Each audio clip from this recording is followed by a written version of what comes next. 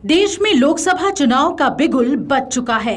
सभी राजनीतिक पार्टियां अपनी जीत का दावा करते हुए चुनावी प्रचार में जुट गई हैं। इस बार देखना होगा कि कांग्रेस के प्रति लोगों का नजरिया बदला है या मोदी सरकार की गारंटी पर भरोसा अब भी बरकरार है। इन सभी पहलुओं को जानने और जनता की नब्ज टटोलने के लिए अमर उजाला की टीम चुनावी जमीन पर पहुंच चुकी है। इस लोकसभा चुनाव की चर्चा भारत में ही नहीं बल्कि पड़ोसी देश नेपाल में भी जमकर हो रही है। वहां के स्थानीय लोग भी इस चुनाव में अपनी दिलचस्पी दिखा रहे हैं। ऐसे में अमर उजाला की टीम नेपाल भी पहुंच गई और वहां के लोगों से बातचीत करने की कोशिश हमने की।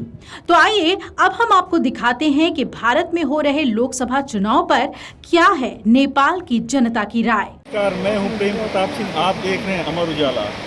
मैं अभी नेपाल के दारचूला में खड़ा हूं। इसके जस्ट पीछे धारचूला है जो भारत की अंतिम तहसील जिसे कहते हैं, और ये नेपाल की सीमा में खड़ा हूं। यहाँ के लोग लोकसभा चुनाव को लेकर क्या सोचते हैं और क्या समझते हैं, उनके जेहन में क्या है, और राहुल गांधी को लेकर और नरेंद्र मोदी को लेकर क्या सोचते हैं, हम आपको उनसे बात कराएंगे और समझेंगे कि वो क्या सोचते हैं कि 2024 में भारत में किसकी सरकार बनेगी या मोदी सरकार ने पिछले 10 साल में किस तरह काम किए हैं या वहाँ की विपक्ष कैसा है, उसके बारे में बताएंगे। मेरा नाम चाहिए उत्तरकंडा हुआ।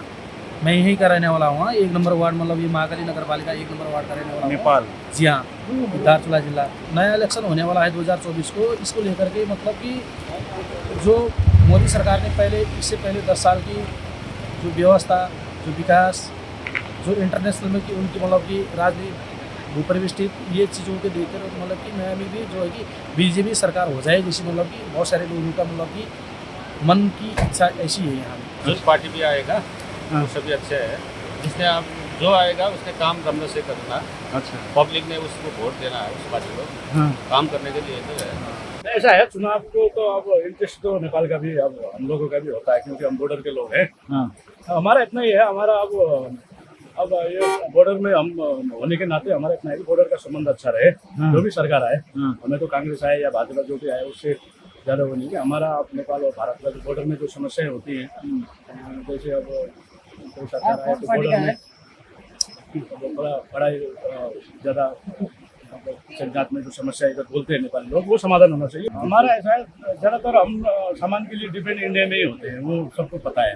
अच्छा, हाँ, वो पूरी दुनिया को पता है। उसमें अब बॉर्डर में सिख जात में ज़्यादा वो कड़ाई मत ना हो। नेपाल भी अब सौहार्द संबंध रहे। सबसे पहले तो मैं ये कहना चाहूँगा कि संपूर्ण ब्रह्मदेव वासी और नेपाल वासियों से आप लोगों के चुनाव की सफलताएं की शुभकामनाएं देते हैं। अच्छा, और मुख्य तौर पर ये है कि अब ये जो हिंदू पर आस्थावान जो मेला चलता है, पूर्णागिरी का मेला, निश्चित रूप से हमारा आकलन ये है कि अब चुनाव की वजह से कुछ मेला में प्रभाव तो जरूर भी पड़ेगा। तो अब बाकी क्या कहे साहब, वो सरकार की वहाँ के लोगों के वहाँ पे चुनाव में क्या है, वहाँ पे किसकी सरकार बन रही है, यहाँ के लोग क्या सोच रहे हैं, वहाँ के जहन में नेपाल के लोगों को क्या है कि वहाँ कांग्रेस आ रही है, बीजेपी आ रही है, क्या अब देखिए, विश्व का एकमात्र हिंदू राष्ट्र जो है नेपाल है, वहाँ भी बीजेपी का समर्थन वास्तव में हिंदुवादी संस्थाओं को ही है। तो हम तो ये चाहते हैं कि हमारे ओर से वहाँ बीजेपी की सरकार बननी चाहिए, क्योंकि हिंदुवादी है हम। इस राष्ट्र को कहीं ना कहीं करके जो हिंदू राष्ट्र को यहाँ धर्मनिरपेक्ष बनाया है, हमें भी अपेक्षा है कि भारत में अगर बीजेपी की सरकार आई, और हमारे योगी जी जो है कि वो तो बहुत दिनों से लगे पड़े हैं कि हिंदू राष्ट्र नेपाल है, हिंदू राष्ट्र होना चाहिए, तो हम तो बिल्कुल बीजेपी की सरकार बने, हम यही चाहते हैं। अब बाकी भैया आप लोग के मतदाता आप लोग हैं, तो आप लोग की वो है, तो आप किसको आप मत देंगे वो अपनी जगह है। हालांकि आपको बता दें कि इस बार भी लोकसभा चुनाव को 7 चरणों में कराया जाएगा। पहले फेज की वोटिंग 19 अप्रैल को और आखिरी फेज की वोटिंग 1 जून को होगी और 4 जून को लोकसभा चुनाव के नतीजे आ जाएंगे।